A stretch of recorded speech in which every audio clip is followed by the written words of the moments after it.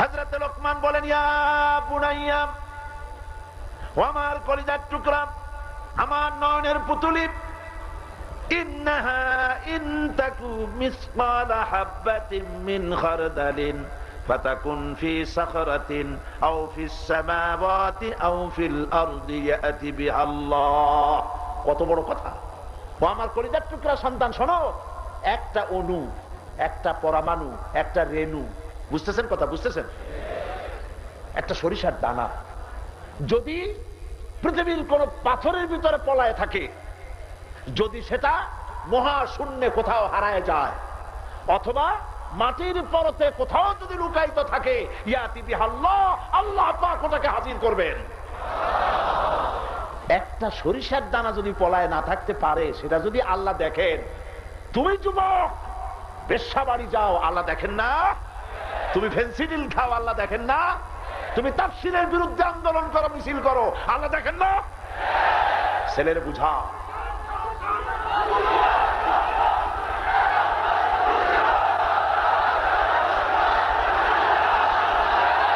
ছেলেকে বুঝাও, যুবকদের বুঝাও। হযরত লোকমান সন্তানকে বুঝাচ্ছেন, ও আমার কলিজার টুকরা সন্তান, একটা সরিষাও গোপন থাকবে না, কাজী তোমার আমলও গোপন থাকার বিষয় নয়। তুমি যা করো সব আল্লাহ দেখেন, আল্লাহ শোনেন। খবরদার তোমার আমলকে ইসলাহ করো, সহি করো। সুবহানাল্লাহ। আমরাও যেন আমাদের সন্তানদেরকে এভাবে নসিহত করতে পারি। আল্লাহ আমাদেরকে তৌফিক দাও। আল্লাহ কিয়ামতে আমরা যেন আমাদের সন্তানের কারণে যেন আসামি না হয়ে যায়। আমাদের সন্তানগুলি নামাজি বানাও, দিনদার বানাও, পরেশগার বানাও, ইসলামের খাদেম বানায় দাও। এরপরে দেখুন, ছেলেকে এখনো নসিহত শেষ হয়নি। হযরত লোকমান এরপরে নসিহত করছেন, ইয়া বুনাইয়া ইন্নাহা, ইয়া বুনাইয়া আকিমিস সালাতা ওয়া আমুর বিল মা'রুফি ওয়ানহা আনিল মুনকার ওয়াসবির আলা মা আসাবাক ইন্না যালিকা মিন আজমিল উমুর। ইয়া বুনাইয়া, হে আমার কলিজার টুকরা সন্তান, আকিমিস সালাত, নামাজ প্রতিষ্ঠা করো। সুবহানাল্লাহ। আরে আমার দেশের পোড়া কপালে অনেক মানুষ আছে, ছেলের মেট্রিক পরীক্ষা, সারা রাত জাগছে, খবরদার ফজরে উঠায়ও না, নিজে চোরের মতো মসজিদে চলে যায়, ছেলেটারে উঠায় না। রোজা রাখতেছে, রোজার পরই ছেলের পরীক্ষা, খবরদার রোজা রাখিস না বাবা। আছেন এরকম সর্বনাশে মা বাবা? ছেলেকে নামাজ পড়ান। বাপ কি সুন্দর নসিহত করছে। আপনি চিন্তা করেন, লোকমান পয়গম্বর নন, একজন সাধারণ মানুষ, তবে অসাধারণ। আল্লাহ তারে জ্ঞান দান করছে। লোকমান নসিহত করেছেন নিজের ছেলেকে, সেই নসিহত আল্লাহর কাছে এত প্রিয় হয়েছে, যার ফলে কোরআন শরীফ আল্লাহ পাক তার নসিহত তুলে দিয়েছে। চিরকাল কিয়ামত পর্যন্ত পৃথিবীর মানুষ লোকমানের এই নসিহত থেকে উপকৃত হবে। সুবহানাল্লাহ। ছেলেকে আপনিও বলেন, ও আমার ছেলে, আসো নামাজ পড়ো। আজ তো নামাজ নাই, ছেলেরা নামাজ পড়ে না, অধিকাংশ ছেলেরা নামাজ পড়ে না, ঠিক কিনা? কলেজে যায়, হাই স্কুলে যায়, বিশ্ববিদ্যালয়ে যায়, নামাজ নাই। কি এর নামাজ? নামাজ নাই। নামাজ তো ভালো। এই যে মিছিল, নিজেদেরকে মুসলমান বলে পরিচয় দিতেও শরম বোধ করে তারা। মিছিল করে, জনসভা করে, আল্লাহু আকবার শব্দটাও বলে না, নারায়ে তাকবীর আল্লাহু আকবার বলে না। আছে না এমন দল? এরকম দল আছে কিনা? হয়তো সিলেটে নাই।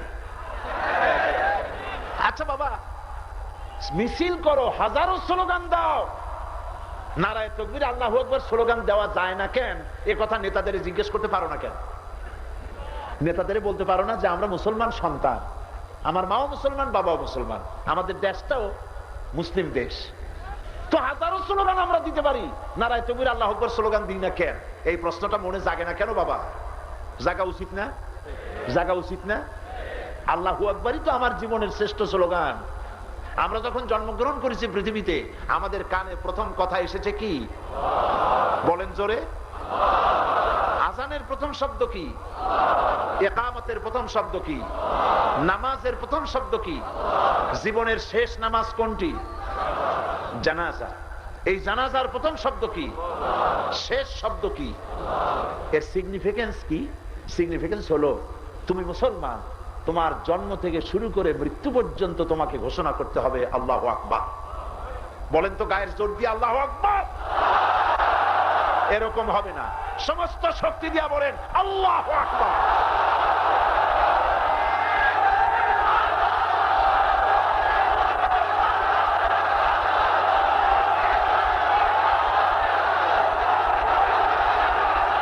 বসেন, এই ভাই দাঁড়াবেন না, বসেন বসেন।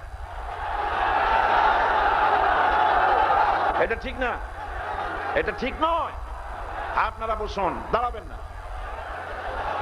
বসেন। আপনি যদি দাঁড়ায়া দেখতে চান কত লোক হয়েছে, তাহলে একজন আর একজনের মাথা ছাড়া কিছুই দেখবেন। আজকে তো সিলেটের ইতিহাস,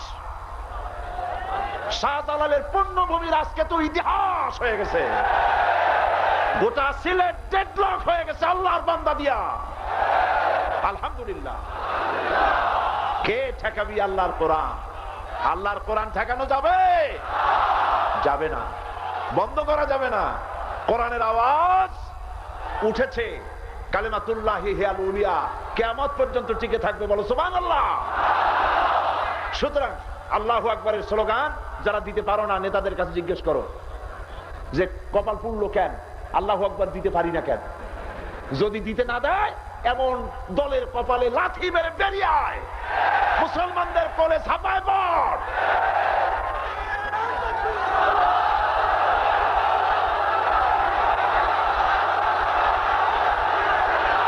নামাজ, নামাজ। আল্লাহ রাব্বুল আলামিন হযরত লোকমানের নসিহত কোরআনে কারীমের ভিতরে চিরন্তন করে দিলেন। হযরতে লোকমান বলতেছেন, ইয়া বুনাইয়া আকিমিস সালাত, ও আমার কলিজার টুকরা সন্তান, নামাজকে প্রতিষ্ঠা করো, নামাজ কায়েম করো। মুসলমান জীবনের শ্রেষ্ঠ ইবাদতের নাম কি? নামাজ। এর থেকে বড় ইবাদত আর নামাজ পড়লে মুসলমান, নামাজ না পড়লে। আল ফারকু বাইনাল আবদি ওয়াল কুফরি, বান্দা এবং কাফের এর মধ্যে পার্থক্য কি? পার্থক্য কি? নামাজ।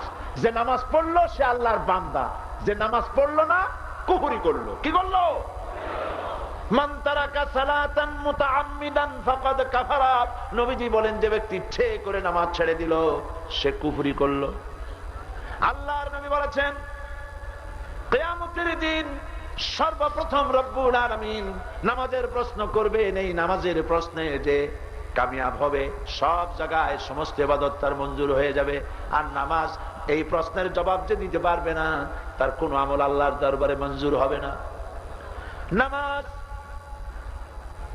লা দীন লিমান লা সালাতা লাহু, যার কাছে নামাজ নাই তার কাছে দ্বীন নাই, ঈমান নাই, চরিত্র নাই, কিছুই নাই।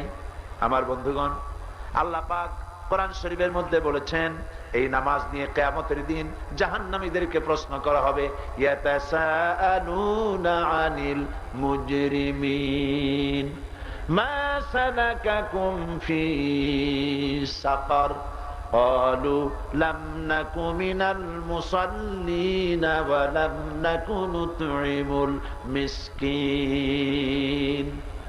মুজরিমদেরকে প্রশ্ন করা হবে কিয়ামতে, জাহান্নামে আসলি কেন? বলবে দুইটা কারণে আসছি। কয়টা কারণ? দুইটা কারণ। একটা কারণ হলো আমরা মিসকিনদেরকে খেতে দেই নাই, আর 2 নম্বরে আমরা নামাজ আদায় করি নাই।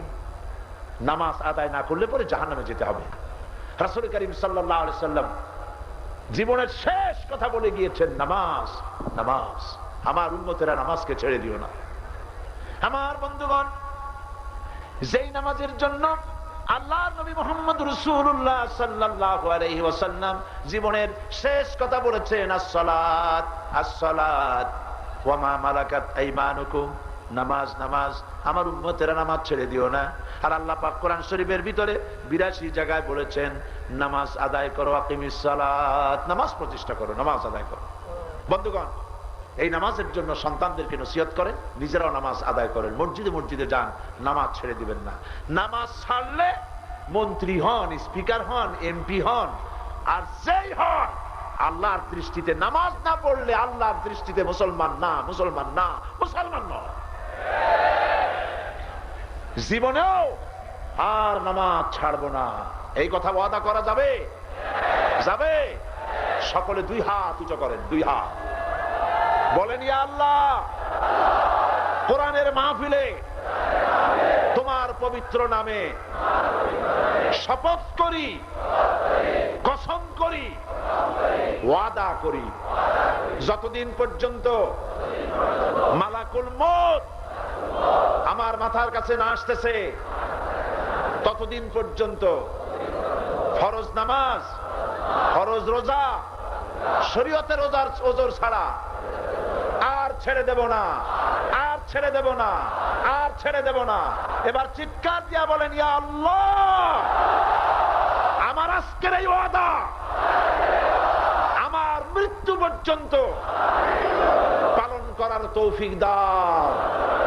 আমিন, আমিন, আমিন ইয়া রাব্বাল আলামিন। সবাই হাত নামা। আল্লাহ পাক এই ওয়াদা মঞ্জুর করুন, বলি আমিন। সবাই বলি আমিন। বন্ধুগণ, হযরত লুকমান তিনি তার সন্তানকে বলছেন, ইয়া বুনাইয়া আকিমিস সালাতা ওয়া আমুর বিল মারুফ ওয়া নহা আনিল মুনকার। নামাজ প্রতিষ্ঠা করো আর সৎ কাজের আদেশ করো, অন্যায় কাজের নিষেধ করো। ওয়াসবির আলা মা আসাবাক, আর এইসব কাজ করতে গেলে বিপদ আসে, বিপদ আসলে পরে ধৈর্য ধরো। ইন্না যালিকা মিন আজমিল উমুর। আর এই কাজটা খুব কঠিন কাজ। এই কাজটা করতে পারে কারা?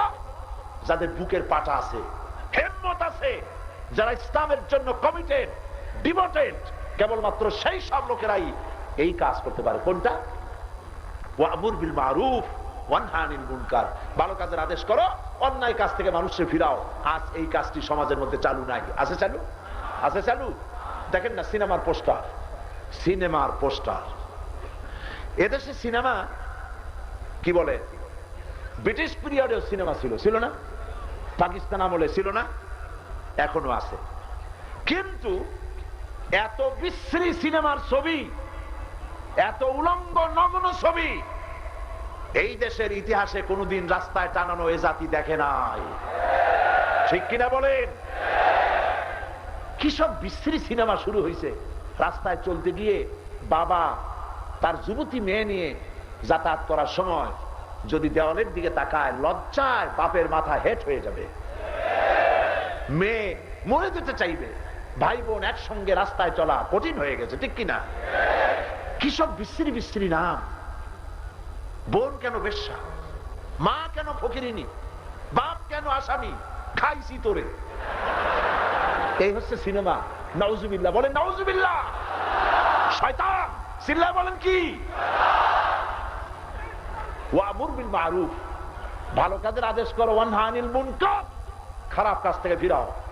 আপনারা আপনাদের ডিসি, এই সিলেটের ডিসি এবং এসপি কে বলেন, রমজান এসে গেছে, আজ মাসের কত? 24 চলে গেল, আর 2-3 দিন পরেই রমজান শুরু হয়ে যাবে। ডিসি সাহেবকে বলুন, আঞ্জুমানে খেদমতে কোরআনের পক্ষ থেকে ডিসি সাহেবকে স্মারক দেন, জানায় দেন, এই সিলেট শহর শাহজালালের পুণ্যভূমি, রাস্তায় সিনেমার পোস্টার সহ্য করা হবে না। পুলিশ দিয়া পোস্টার ছেড়েন, যদি পুলিশে না ছেড়ে জনগণ পোস্টারে আলকাতরা মাখায় দেবে।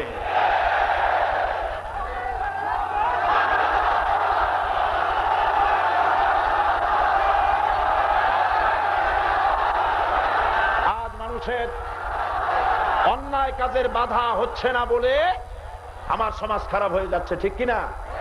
পত্র পত্রিকা, ম্যাগাজিন, যে সমস্ত ম্যাগাজিন ছাপা হয়, porn magazine, cinema, dish line দিয়ে তো গোটা দেশটারে জাহান্নামের দিকে নিয়ে যাওয়া হচ্ছে। সিঙ্গাপুরের মতো জায়গা, সিঙ্গাপুর, সিঙ্গাপুরের মতো, সিঙ্গাপুর কি মুসলমান দেশ না কাফেরদের দেশ? কাফেরদের দেশ। সিঙ্গাপুরের মতো দেশ ডিশ লাইনের পারমিশন দেয়নি।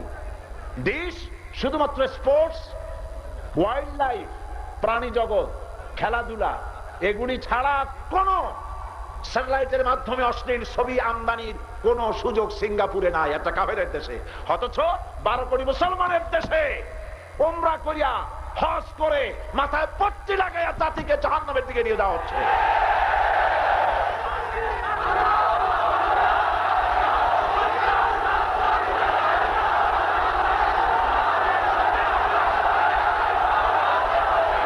অন্যায় কাজ থেকে অন্যায় কাজের বাধা দিতে হবে। হযরতে লোকমান শিক্ষা দিচ্ছেন। বন্ধুগণ, এই কাজটি আসলে এই যে ভালো কাজের আদেশ, অন্যায় কাজের নিষেধ, এই দায়িত্বটা হলো গোটা উম্মতের দায়িত্ব। এই দায়িত্ব কার? লোকমান এই দায়িত্বটা দিলেন নিজের ছেলেকে, আল্লাহ দিলেন গোটা উম্মতকে। সুবহানাল্লাহ বলেন। কিরকম?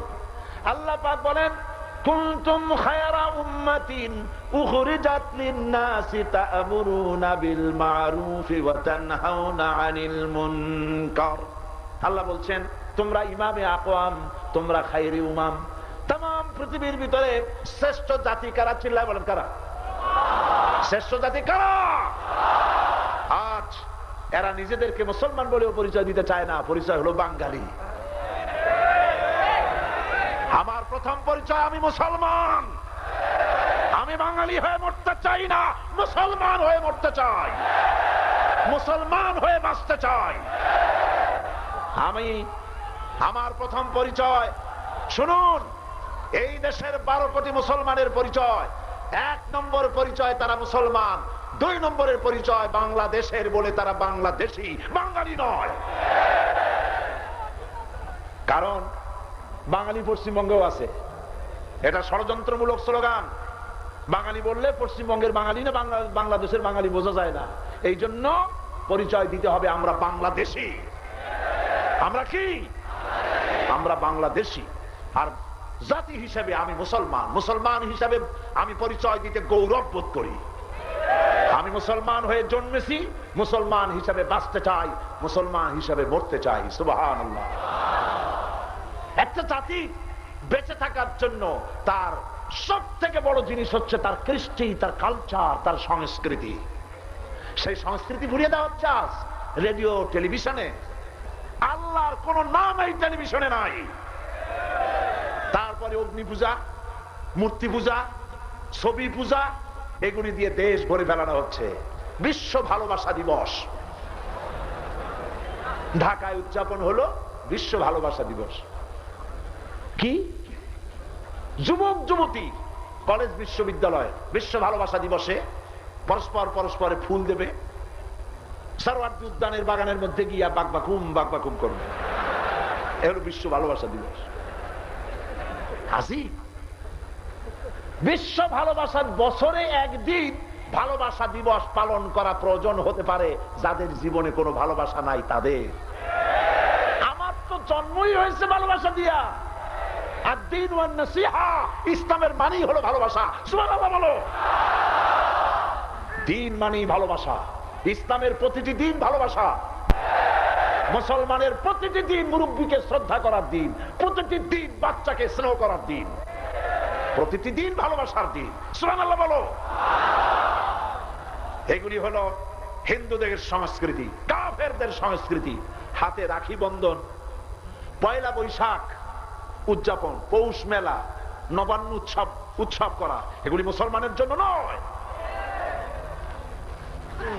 পয়লা বৈশাখ কবি, সাহিত্যিক, বুদ্ধিজীবীদের বড় বুদ্ধিজীবী কে প্রথম দিনে, দ্বিতীয় দিনে বলছি, মনে আছে না? এনারা কি করে? পয়লা বৈশাখ মুখোশ পরে, গাধার মুখোশ, কুমিরের মুখোশ, বিরাট কুমির, রাক্ষসের মুখোশ। আমি বুঝি না এর অর্থ কি, সিগনিফিকেন্স কি। ওনারা কি বুঝাতে চান যে আজকের পয়লা বৈশাখে রাক্ষসের মুখোশ পরে এই কথা কি বুঝাতে চান যে গোটা বছর জাতির সাথে রাক্ষসের মতো কারবার করবেন? কুত্তার মুখোশ পরে কি বুঝাতে চান? সারা বছর কুত্তার মতো ব্যবহার করবে জাতির সাথে? এই মুখোশ পরার সাথে মুসলমানদের কিসের সম্পর্ক? এদেশ ইসলামের। আমি পরিষ্কার করে বলছি, শোনো, কান পেতে শোনো, বাংলার 56,000 বর্গ মাইলের দেশ রবীন্দ্রনাথের দেশ নয়, এটা সূর্য সেনের দেশ নয়, গৌর গোবিন্দের দেশ নয়, শাহজালালের দেশ। শাহ মখদুমের দেশ, শাহ পরানের দেশ, হাতি শহীদ তিতুমিরের দেশ। সুতরাং এই দেশে হিন্দুদের সংস্কৃতি মুসলমানদের মাথায় চাপায় দেওয়া যাবে না। সুতরাং ভালো কাজের আদেশ, অন্যায় কাজের নিষেধ, এই দায়িত্ব হচ্ছে গোটা উম্মতের। সুবহানাল্লাহ।